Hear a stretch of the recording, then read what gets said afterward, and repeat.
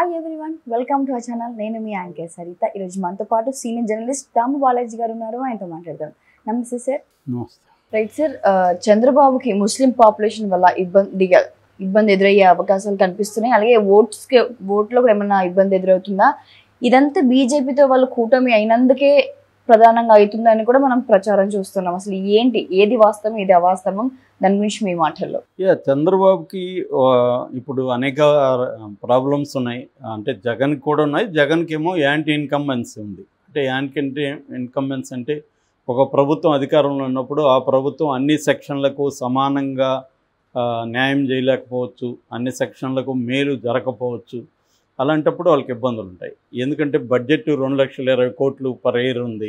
ఆ బడ్జెట్లో జగన్ 70,000 కోట్లు దాదాపు సంక్షేమానికి పెట్టాలి.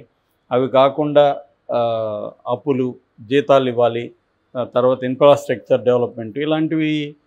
దానివల్ల ప్రయారిటీ అతను ఏమనుకున్నాడంటే ఎట్టి పరిస్థితుల్లో మనం సంక్షోభాన్ని కట్ చేయకూడదు అనుకొని అతను సంక్షేమానికి ఇచ్చాడు. దానివల్ల కొంత ఇబ్బందులు ఏంటంటే రోడ్లు అంతకుముందు ఏదో గొప్పగా ఉన్నాయని కాదు, కానీ దాన్ని ఇప్పుడు ఏంటంటే మీడియా స్ట్రాంగ్గా ఉన్నప్పుడు మనకి యాంటీగా ఉన్న మీడియా చిన్న తప్పును కూడా పెద్దగా చూపిస్తుంది. సో దానివల్ల అంటే ప్రాబ్లమ్స్ ఉన్నాయి, బట్ దాన్ని పెద్దగా చూపించడం, మిడిల్ క్లాస్ అంతా కూడా మీడియాతో ఎక్కువ ఇన్ఫ్లుయెన్స్ అయ్యేది మిడిల్ క్లాస్, లోవర్ క్లాస్ కంటే కూడా. సో అలాగా కొంత అర్బన్ సెక్షన్స్లో జగన్కి వ్యతిరేకం ఉండడం, అట్లాగే సంక్షేమాలు రాని వాళ్ళల్లో నేనే ప్రత్యక్షంగా చూసే ఒక రకమైన జలసీ ఉంటుంది. అంటే పేదవాళ్ళని సోమరులను చేస్తున్నాడు జగన్, ఫ్రీగా ఇస్తే ఎట్లా అనే ఒక ఇది ఉంది. ఇదే వీళ్ళే మళ్ళీ డబ్బులున్న వాళ్ళకి బ్యాంక్స్ ఇస్తుంటారు. ఇదే మాట్లాడేవాడే వీడికి ఎక్కడన్నా ల్యాండ్ ఉంటే వీడు ఆ ల్యాండ్లో ఏం పని చేయకపోయినా రైతు ఆసరానో రైతు బంధు వస్తుంటే తీసుకుంటుంటారు.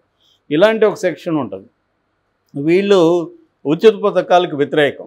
నిజానికి మన దేశంలో పెద్ద ఎత్తున డబ్బులంతా కూడా ఎక్కడికి పోతుందంటే అల్ట్రా రిచ్ దగ్గరికి వెళ్ళిపోతుంది. బ్యాంకుల్లో 20 లక్షల కోట్ల అప్పులు ఉన్నాయి పెద్దవాళ్ళకి. వాళ్ళని ఇప్పుడు 9,000 కోట్ల అప్పులు ఉన్నాయి. ఎవరికి? నీరవ్ మోడీ. వాడు బ్రిటన్లో కూర్చున్నాడు. అతన్ని ఓడి పట్టుకో, అతను ఆ 9,000 కోట్లు ఉంటే ఇక్కడ ఒక రైతు బంధుకో ఇంకో దానికి పనికి వస్తుంది కదా. అట్లాగా 1,000 కోట్లు ఒక్కొక్కరే తీసుకుని వెళ్తున్నారు. అలాగా లాస్ట్ ఇయర్ వరకు చూస్తే ఎన్ఎల్పి అంటారు, నాన్ పర్ఫార్మింగ్ అసెట్స్. సో అవి దాదాపు 20 లక్షల కోట్లు ఉన్నాయని చెప్తున్నాం పార్లమెంట్లో. సో 20 లక్షల కోట్లుంటే ఊహించుకోవచ్చు మనం ఎన్ని రాష్ట్రాలకి ఫ్రీగా ఇవ్వచ్చు. రెండోది ఏంటంటే ఉచిత పథకాలన్నీ ఫ్రీగా ఇవ్వడం కాదు. ఇప్పుడు స్కూల్స్ మీద పెడితే అది ఇన్వెస్ట్మెంటే, హ్యూమన్ రిసోర్స్ మీద ఇన్వెస్ట్మెంటు. హెల్త్ సెక్టర్ మీద పెడితే అది హ్యూమన్ రిసోర్స్ మీద ఇన్వెస్టే. కాబట్టి ఇప్పుడు అమ్మఒడి ఇట్లాంటివన్నీ ఫ్రీగా ఇచ్చినట్టు కాదు, అది ఇన్వెస్ట్మెంట్, గవర్నమెంట్ ఇన్వెస్ట్మెంట్ పెడుతుంది. ఇప్పుడు మనకి పెద్ద పెద్ద ఇంజనీరింగ్ కాలేజీలు లేకపోతే ఐఐటీలు వాటి మీద అంతా ఇన్వెస్ట్ చేయడం వల్లే కదా నెహ్రూ టైంలో ఇవాళ మనకి టెక్నాలజికల్గా సర్వీస్ ఇండస్ట్రీలో మనం చాలా బలంగా ఉండడానికి కారణం ఏంటి? ఎడ్యుకేషన్ ఇన్స్టిట్యూట్స్ స్ట్రాంగ్గా ఉన్నాయి. ఇప్పుడు యూరోప్లో కానీ అమెరికాలో కానీ ఫ్రీ ఎడ్యుకేషనే ఉంటుంది.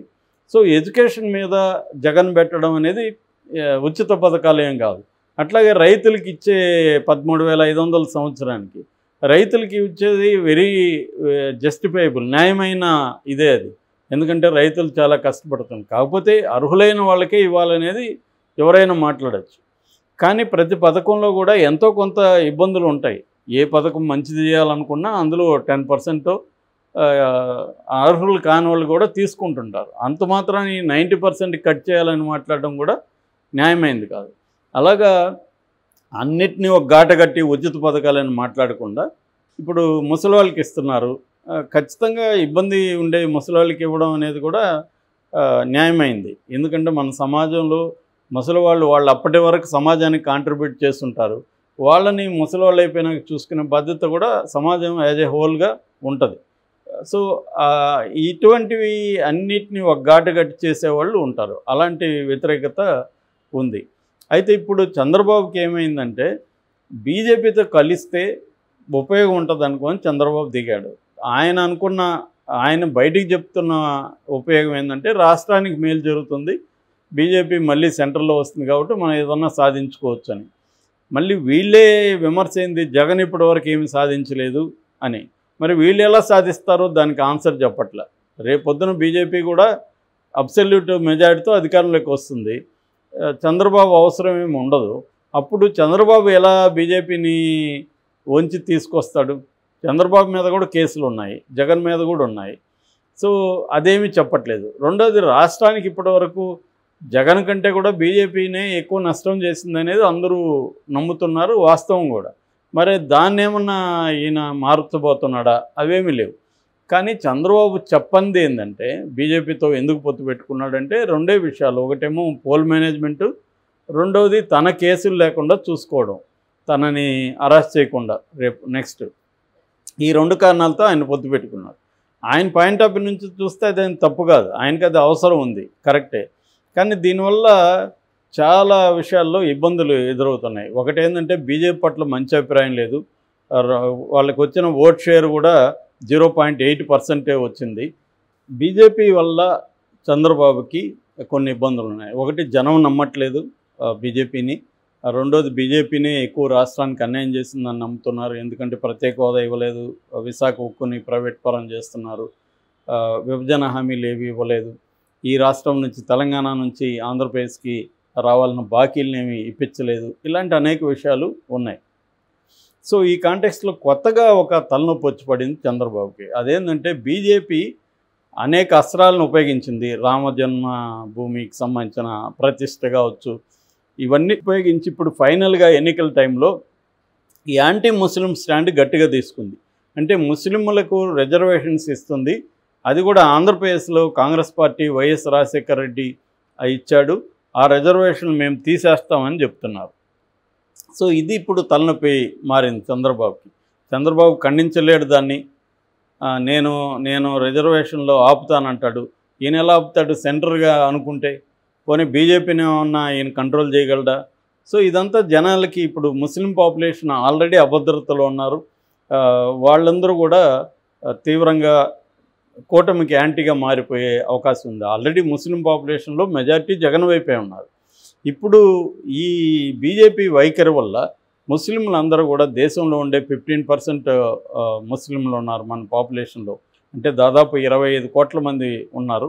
ఈ 25 కోట్ల మంది యాంటీ బీజేపీ స్టాండ్ తీసుకునే అవకాశం ప్రధానంగా కనిపిస్తుంది. సో అది మనకి ఆంధ్రప్రదేశ్లో చూస్తే ఈ గ్రేటర్ రాయలసీమ అంటారు. గ్రేటర్ రాయలసీమ అంటే నెల్లూరు ప్లస్ రాయలసీమ, చిత్తూరు, కడప, కర్నూలు, అనంతపురం, ఈ 5 జిల్లాల్లో ముస్లిం పాపులేషన్ బలంగా ఉంటుంది. ఆల్రెడీ రాయలసీమలో వైసీపీకి బలం ఎక్కువ ఉంది, వీళ్ళకి తక్కువ ఉంది. 52 సీట్లలో లాస్ట్ టైము 49 వైసీపీ గెలుచుకుంది, ఓన్లీ 3 సీట్లు మాత్రమే తెలుగుదేశం గెలుచుకుంది. ఇప్పుడు ఇంకా కూడా ఇబ్బందులు స్టార్ట్ అయ్యే అవకాశం ఉంది. అందుకని చంద్రబాబు నిన్న నెల్లూరు సభలో కూడా అనేక వరాలు ఇస్తున్నాడు. హజ్ యాత్రకు నేను ఈ డబ్బులు ఇస్తా, ఇవన్నీ వాళ్ళకి పనిచేయవు. నువ్వు ఎన్ని ఇచ్చినా రేపొద్దున సిఏఏ పేరుతో, ఉమ్మడి పౌరసత్వం పేరుతో, తర్వాత ఎన్ఆర్సీ నేషనల్ రిజిస్టర్ పేరుతో, ఇట్లాంటి రకరకాల పేరుతో ముస్లింలని ఇబ్బంది పెడుతున్నారు. ఫైనల్గా ఉన్న 4% రిజర్వేషన్, అది కూడా మత రిజర్వేషన్లు అని వీళ్ళు అంటున్నారు. కానీ మత రిజర్వేషన్ కాదు అది. ముస్లింలో పేదలు, ముస్లింలో 85% పసమంద ముస్లింలు అంటారు వాళ్ళని. వాళ్ళు ఏంటంటే మన దేశంలో ఉండే దళితులు, బీసీలు, ముస్లింలే కన్వర్ట్ అయిన వాళ్ళు. వాళ్ళకు ఉండే రిజర్వేషన్లు కూడా తీసేస్తామని బీజేపీ అంటుంది. మరి బీజేపీని ఈయన ఎట్లా ఎదిరించగలడు చంద్రబాబు? పోనీ ఇప్పుడేమన్నా అమిత్ షా దగ్గర ఆయన చెప్పించగలడా ఆంధ్రప్రదేశ్లో తీయమని? వాళ్ళు చెప్తున్నదే ఆంధ్రప్రదేశ్ ఎగ్జాంపుల్ని, ఆంధ్రప్రదేశ్. సో ఇది బీజేపీ వల్ల చంద్రబాబుకి ఏంటంటే ముస్లిం ఓట్లు అనేవి ఆయనకి యాంటీ అయిపోయే అవకాశం కనిపిస్తూ ఉంది. సో దీన్ని ఎలా డీల్ చేస్తాడనేది అర్థం కాని పరిస్థితి. చంద్రబాబు చెప్తున్నాడు కానీ నమ్మశక్యంగా లేదు. ఎందుకంటే బీజేపీని చంద్రబాబు కంట్రోల్ చేయగలడా? ఎందుకంటే ఈయనకు వచ్చే ఎంపీ సీట్లు ఎన్ని, ఈయన అవసరం రేపు అక్కడ సెంటర్లో ఉంటుందా? ఎందుకంటే జగన్కి కూడా ఈయనతో ఆల్మోస్ట్ ఈక్వల్గానే వచ్చే అవకాశం ఉంది, అటు ఇటుగా ఉన్నా కూడా. సో జగన్ ఎట్లాగూ వాళ్ళకి అనుకూలంగా ఉన్నాడు. రాజ్యసభలో చంద్రబాబుకి 2 ఏళ్ల పాటు 0. మరి చంద్రబాబు ఎలా బీజేపీని కంట్రోల్ చేస్తాడు? బీజేపీ రేపు రిజర్వేషన్ తీసేస్తే చంద్రబాబు ఎలా అడ్డుకుంటున్నాడు? ఇది చెప్పలేకపోతున్నాడు చంద్రబాబు. అంటే అదేదంటారు, నలిగిపోతున్నాడు రెండు వైపులా. ఇటు బీజేపీని వ్యతిరేకించలేడు, ఇటు వీళ్ళకి హామీ గట్టిగా ఇవ్వలేడు. ఏదో ఉత్తిత్తి హామీ ఇవ్వాలి, అది ఇస్తే నమ్మే పరిస్థితిలో వాళ్ళు లేరు. సో ఇటువంటి ఇబ్బందులు చంద్రబాబుకు ఉంది.